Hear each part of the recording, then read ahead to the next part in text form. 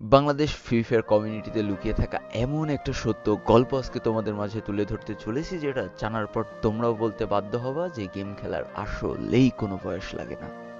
এমনকি আজকের এই গল্পটা জানার পর হয়তো তোমাদের ইউটিউবারদের উপর থেকে ধারণায় পরিবর্তন হয়ে যেতে পারে, কারণ মুখোশের আড়ালে এমন কিছু ইউটিউবার লুকিয়ে থাকে যারা টাকার জন্য অনেক নিচে পর্যন্ত নামতে পারে।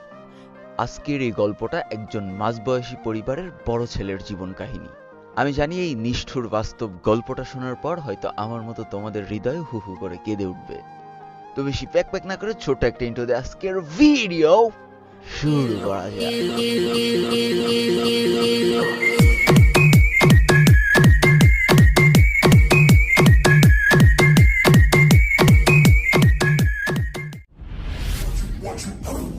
हर महीने नए कार्स की लॉटरी करता है। वेबसाइट पर प्रमोशन में भाग लें और अपनी सपनों की कार जीते।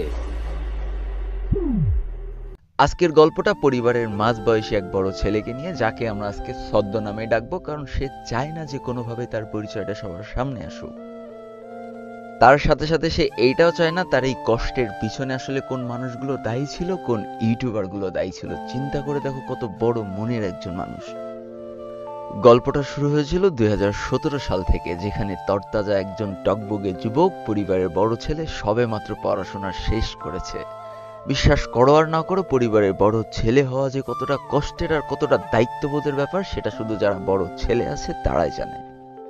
শেষ বয়সে এসেও বৃদ্ধ বাবা সামান্য সিকিউরিটি গার্ডের চাকরি করে সামান্য কটা টাকা দিয়ে যখন পরিবারের ভরণ পোষণ জোগাইতে হিমশিম খাচ্ছে, তখন এই পরিবারের বড় ছেলে সুজন শুধুমাত্র একটা ছোট্ট চাকরি জোগাড় করার জন্য ছুটছে বাংলাদেশের এই প্রান্ত থেকে ওই প্রান্ত।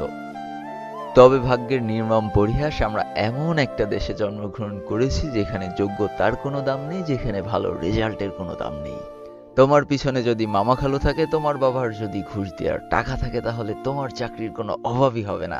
আর এই সুজন, যে কিনা কোনো মামা খালুর ব্যাকগ্রাউন্ড হিস্টোরি নেই, যার কাছে ঘুষ দেওয়ার মতো একটি টাকা নেই, সেই শ্যামড়াটা ঘুরে ঘুরে বেড়াচ্ছে দাঁড়ে দাঁড়ে।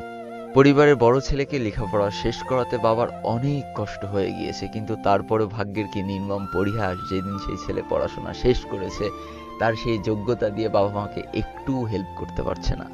এইভাবে চাকরির আশায় ঘুরতে ঘুরতে পার হয়ে গেল একটি বছর। ঘড়ির কাঁটায় চলে আসলো 2018 সাল। বৃদ্ধ বাবা আজও মনের বিরুদ্ধে যে সেই সিকিউরিটি গার্ডের চাকরি করেই যাচ্ছে, আর তাদের বড় সন্তান আজও এই দুয়ার থেকে ও দুয়ারে ঘুরে বেড়াচ্ছে শুধুমাত্র একটা চাকরির আশায়। প্রতিদিন নতুন নতুন চাকরির জন্য অ্যাপ্লাই করা, রিটেন পরীক্ষা দেওয়া, দিন শেষে ভাইবা দিয়ে হতাশ হয়ে বাসায় ফেরা, এ যেন এক নিত্যদিনের রুটিন।